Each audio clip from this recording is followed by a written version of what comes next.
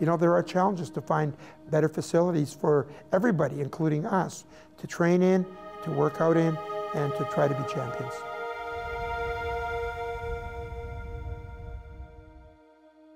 I mean, we don't have enough space, but I mean, we make do with what we have. An indoor facility would just be unbelievable. I mean, if we had an indoor facility, like right now, I wouldn't even be here talking because we could be playing soccer right now. Yeah. For us to compete at a D1 level, truly a D1 level, like other conferences or schools around us, we need the proper facilities. And to be able to create that environment for our student athletes to be at the very best, that's the culture we want here at Buffalo.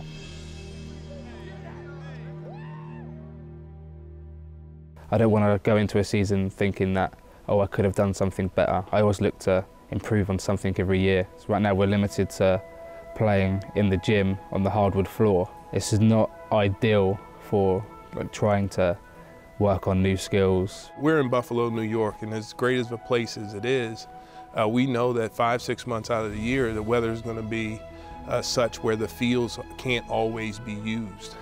They can't even be seen at times. And we need a place for our teams to be able to go. 19, come on, Stroh. Come on, Stroh, you gotta finish. Well, you know, it's tough. The ceiling's low, the lighting's not too great. There's only one batting cage. You know, there's not many places for the whole team to fit in.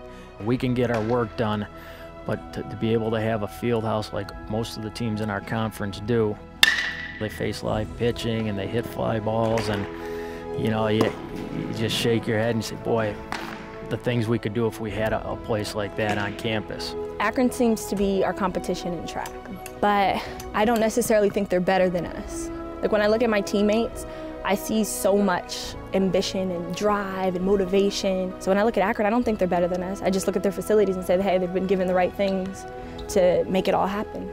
We have a plan we call UB 2020, and the purpose of it is to really realize this university's vast potential to pursue excellence. The Athletics, Recreation, and Wellness Center, I think, are very much a part of what I see as the future for athletics.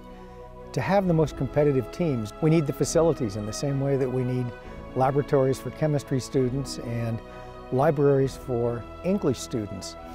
Where our field house right now is the hallway. Come on. Here we go. It's a pretty long hallway, but it's narrow, and we have, I say, about 40 guys at a time, big, sweaty guys in the hallway right now. I mean, we don't have enough space, but I mean, we make do with what we have. For a football coach, you have to have that space. You have to have that learning environment to get your student athletes to reach their full potential. There's going to be a 100-yard football field, if you will, with a 6-lane, 300-meter track. It'll have 1,500 seats to be able to host different events in there, whether it be track meets or things that are happening by using the field. And it's going to cost in the neighborhood of about $25 million. There are no facilities here on campus for us to practice, so we have to go elsewhere. Having to leave is kind of a burden. We have to wake up very early in the morning, which means we get less time at night to study, so we're really pushed on time. In 2005 at the University of Michigan, we were the first team east of the Mississippi to win the Women's College World Series in softball. And my experience there was tremendous. It's extremely important to be given the tools to be successful. I think one thing that's holding the University of Buffalo softball program back is the lack of a field house. We know it's important for the scholar athletes to have really good facilities to train in, but we also know that the rest of our student body needs to get under roof, but in a good kind of athletic environment like the field house provides. We service approximately 27,000 to 28,000 non-student athletes, which include faculty, staff, members, as well as the lay students, if you will. They come just for relief, just for stress relief, time to commune with their friends, with their classmates. Remember, good technique. It's not just an issue for those who are here, but it's an issue for those who you're trying to attract to come here. It's just a competitive market in every sport that we've got. And having better facilities to train in makes a difference. It sells people. Having this kind of facility simply continues to complete what is a major league first-tier research university campus. And in that way, it can be helpful in recruiting not just student athletes, but students in general and faculty and staff. We've expanded facilities, we've refurbished facilities since I've been here. The training room this year in Alumni Arena was named after Mike Riley, and great development gifts from Bob Smolinski and our group of orthopedic doctors from UB Orthopedics. We have renovated our what's a triple gym into a practice facility for men's and women's basketball and volleyball while still maintaining its use for our recreational needs for the campus and for the student athletes and the faculty and the staff. Way to step it up, way to step it up. Be it therefore resolved that the University at Buffalo Council hereby endorses naming Alumni Arena's newly renovated triple gym the Edward L. Wright Practice Facility. People like Coach Wright are putting their jobs on the line when they recruit you. He just provided an opportunity for me, and I never forgot him for it. Oh, this facility is beautiful with the TVs and the cameras, so you can watch practice instantly back on the TV. Coach can walk us over there and say, this is what you did wrong in this play. You go to big-time schools, and that's what they have, and UB's definitely, we're on the rise to becoming a big-time program. The donors to athletics make a significant difference in what we do, focusing on the things that we need that will take us to the next level. There you go, drive to that heel. You have to have facilities to train and to develop your skills that are comparable to what other student athletes have in other institutions. And unfortunately here at UB, while we have some of those facilities, we're not quite at the state of the art. We have even bigger plans for the future, so stay tuned.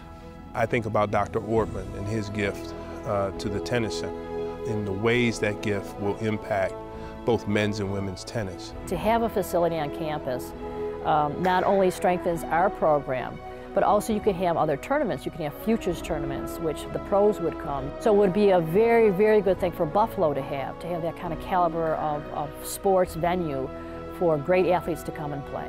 Many times I've called the University at Buffalo for indoor space and been very, very fortunate to have that kind of cooperation. So it would mean a lot to us to have an opportunity to possibly use a new field house for our athletes. We have tremendous student athletes. They all are performing at an exceptional level in the classroom and on the field of play. And when you have those type of kids that we're attracting to a great university, the best gift that we can give to them is the necessary items that they need to succeed. I definitely think it'd be a big boost for the college. It'd be a great help to all the teams, and I feel that even by just having that facility for the first year, I think that it's a big difference in all the athletes and their attitudes. We work hard, and we know at the end of the day, championship rings are around the corner. I think winning brings the best out of everybody. It takes not only the people on the field or on the court, on the track to get the win, but it takes the community. When you have those people rooting your name or rooting for you and you're rooting for the team, it takes everybody. Go Bulls! Go Bulls! Go Bulls! Go Bulls! Go Bulls! Go Bulls!